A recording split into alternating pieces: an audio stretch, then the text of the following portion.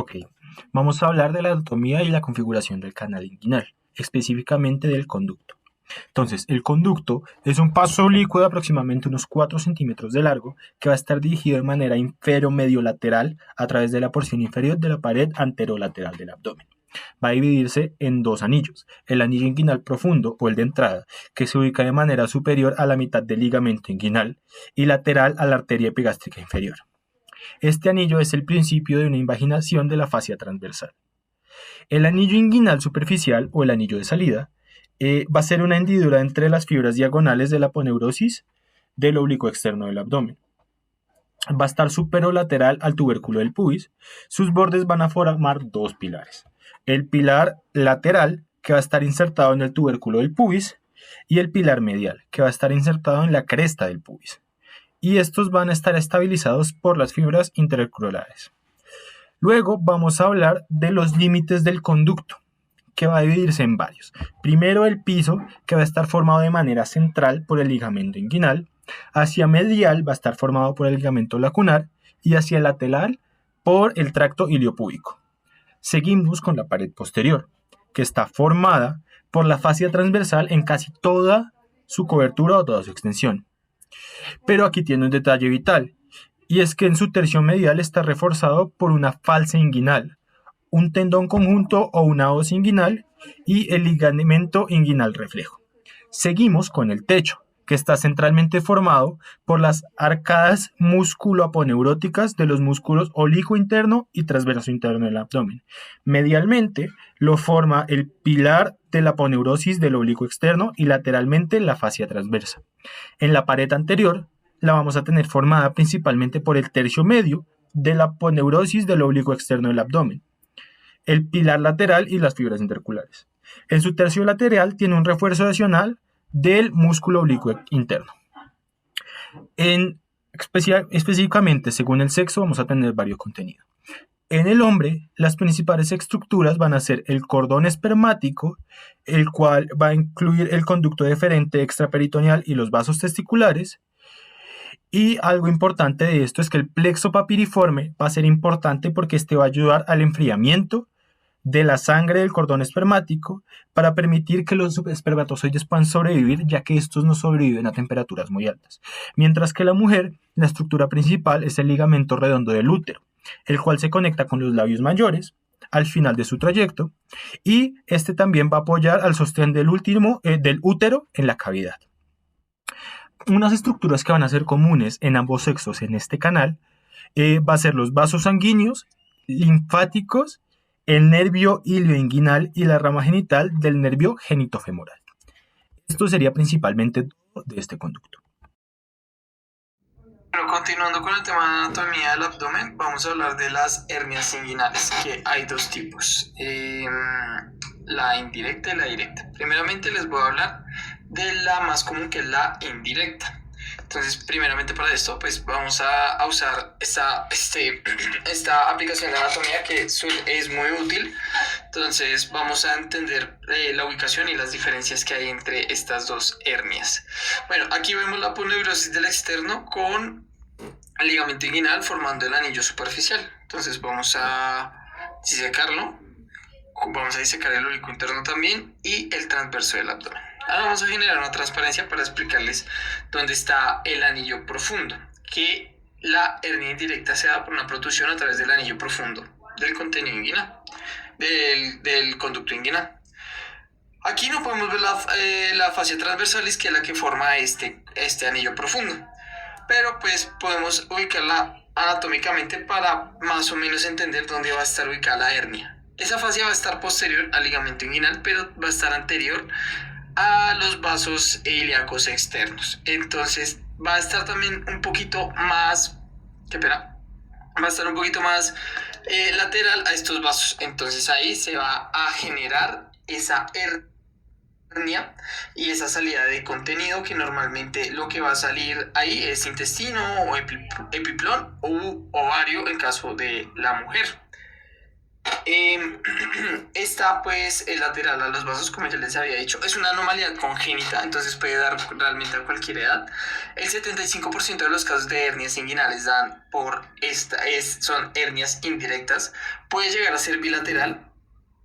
Eh, a la maniobra de compresión, al comprimir la hernia para devolver su contenido al sitio, normalmente no se va a reducir al 100%. Esta tiene un mayor riesgo de estrangulación, por lo que toca hacer una reparación del conducto rápidamente, más una sacotomía. Bueno, esta fue la indirecta.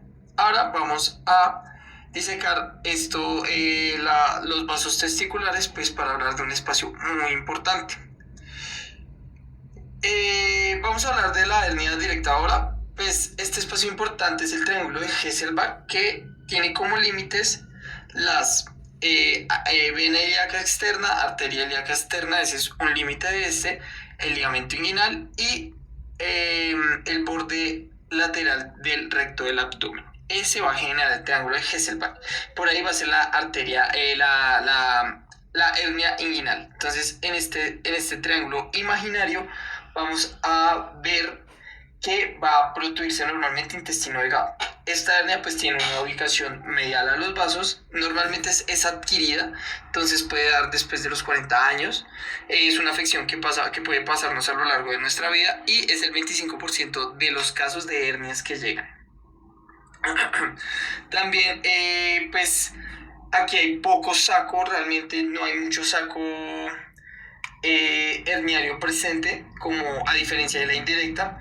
Se reduce al 100% cuando comprimimos ese contenido y lo intentamos devolver a su sitio, y normalmente esta no genera complicaciones. Pues esas son las mayores diferencias entre la hernia inguinal directa y la indirecta. Bien, ahora hablaremos sobre la circulación venosa abdominal o de la cavidad abdominal. Este principalmente pues es como la sangre desoxigenada pasa de los órganos y los tejidos del sistema digestivo hasta el corazón o pues de la cavidad abdominal como tal. Podemos decir que pues principalmente se divide en dos caminos, que puede ser la vía porta o la vía sistémica, que es a través de la cava inferior. Eso principalmente es como para poder balancear las cosas. Podemos decir que pues la vía hepática o porta recoge toda la sangre de los órganos y después al corazón, mientras que la vía sistémica simplemente las piernas, la pelvis y la pared abdominal directamente al corazón. Pero el problema es cuando hay una obstrucción por la vía porta, una obstrucción portal. Comúnmente puede ser por una cirrosis o por alguna otra enfermedad hepática, pues nos daría una hipertensión portal. Ese aumento pues, de la presión en las portas por una obstrucción en el paso. La primero que podemos ver es que hay una obstrucción hepática. En el paso 2 pues habría un aumento en la presión portal. Y en el paso 3 es que va a encontrar unas vías distintas, unas vías como de escape para poder circular directamente a través de la parte sistémica. En este caso encontramos las anastomosis portocavas, que son las que funcionan como unas válvulas o vías de escape que nos van a permitir que continúe esta circulación. Pero igualmente tenemos que tener en cuenta que estos vasos no están preparados para tanta presión. Las anastomosis son pequeñas y no son tan gruesas. La primera que podemos encontrar es la anastomosis gastroesofágica, en la cual la vena gástrica izquierda, que es de la porta, se une a las venas esofágicas, que son de la cava, y pues en este punto el problema es que podrían haber varices esofágicas. El problema es que estas varices, estas venas, no están preparadas para tanta presión y podrían romperse y crear una hemorragia digestiva masiva. Eso podría poner en riesgo la vida y afectar en la calidad de vida del paciente. Otra podría ser las anastomosis rectales, que pues principalmente las conocemos, es más que todo por las hemorroides. En esta se verá que la vena rectal superior de la porta se une a las venas rectales medias e inferiores de la cava. Acá podemos ver en la imagen cómo podría más o menos verse la creación de estas hemorroides y pues sí pueden crear una hemorragia, pero pues realmente no son tan complicadas como las esofágicas. Pero la idea clave es que pues hay dos sistemas y pues se pueden regular mutuamente. Chicos, entonces en este momento vamos a hablar de otras dos anastomosis. En este caso van a ser las retroperitoneales y la paraumbilical. Y en la paraumbilical vamos a ver un signo que es el signo de cabeza de medusa, que ya hablaremos después. Entonces vamos a empezar por las retroperitoneales. Entonces básicamente ya sabemos que todas las venas van a drenar al sistema porta, ¿cierto? Pero entonces en este caso estas venas van a ser rebeldes, por así decirlo, y van a drenar a venas diferentes. En este caso, pues las retroperitoneales. Estas retroperitoneales pues eventualmente van a drenar el sistema porta o a alguna de sus ramas como la mesentérica superior, pero básicamente es como un camino más largo para llegar al mismo punto que sería pues la vena porta, que va pues directamente al hígado, ¿no? Como ya sabemos. Pero, ¿qué pasa? En este caso, la inspección clínica va a ser nula. ¿Por qué? Porque este es un sistema profundo, no se va a ver, a diferencia del siguiente, que es la anastomosis paraumbilical. Entonces tenemos que, en la anastomosis paraumbilical, bueno, va a haber una, así como dato, la vena umbilical. Esta vena umbilical, pues, era muy profundidad en el momento de pues, la etapa embrionaria, pero ya en el momento en el que uno es adulto, pues esta vena va a pasar a formar como el tendón redondo del hígado, ¿no? Entonces, el ligamento redondo del hígado, perdón. Entonces, lo que va a pasar aquí es que, pues, vamos a tener dos venas que se van a anastomosar.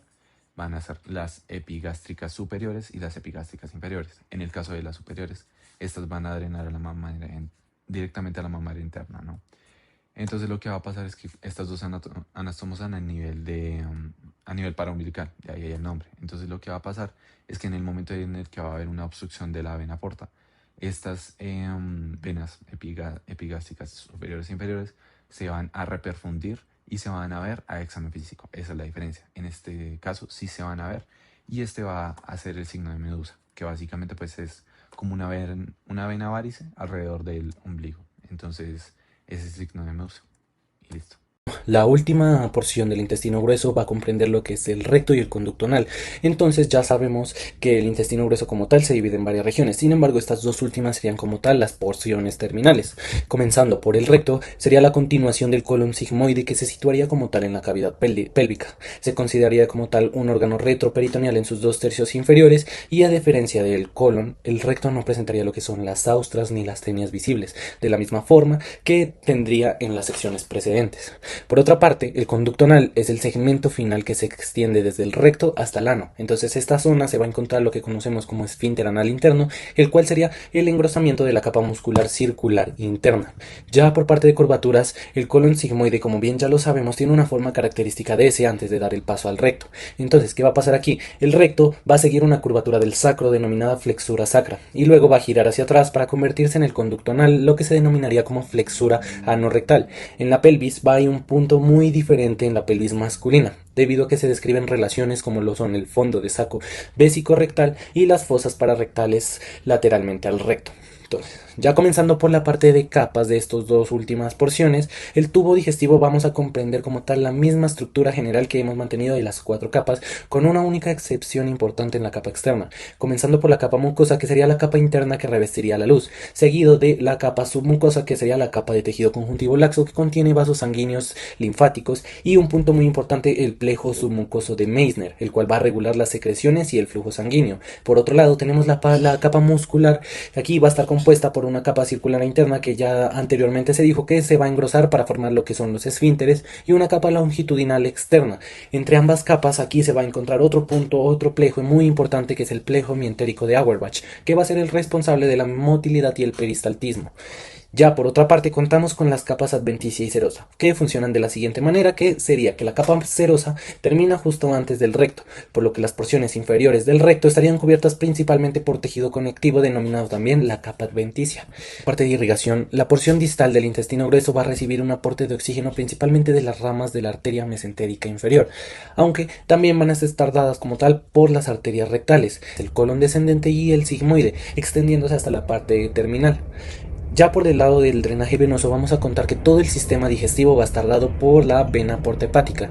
Aquí las venas de esta región van a desembocar en la vena mesentérica inferior, la cual se une a la vena esplécnica para formar la vena porta. Ya por último vamos a contar con la inervación. Aquí la inervación va a estar controlada por el sistema nervioso autónomo y el sistema entérico. Comenzando por la parte del sistema autónomo, vamos a comenzar con la parasimpática. Aquí van a provenir de los nervios esplánicos pélvicos, justamente a nivel de S2 hasta S4 a través del plejo hipogástrico inferior. Esta inervación lo que va a hacer es que va a aumentar la motilidad y relajar los esfínteres para facilitar la defecación. Por otro lado, de un lado simpático, se origina en las fibras preganglionares desde T5 hasta L2 que van a hacer sinapsis en el ganglio mesentérico inferior. Su función va a estar dada como tal para disminuir la motilidad y contraer esos esfínteres. Ya por último vamos a contar con la parte entérica. Ya como lo hemos mencionado anteriormente, los plejos de Auerbach y Meissner se van a extender hasta el recto y los esfínteres anales. Aquí lo que se va a hacer es como tal coordinar localmente la función digestiva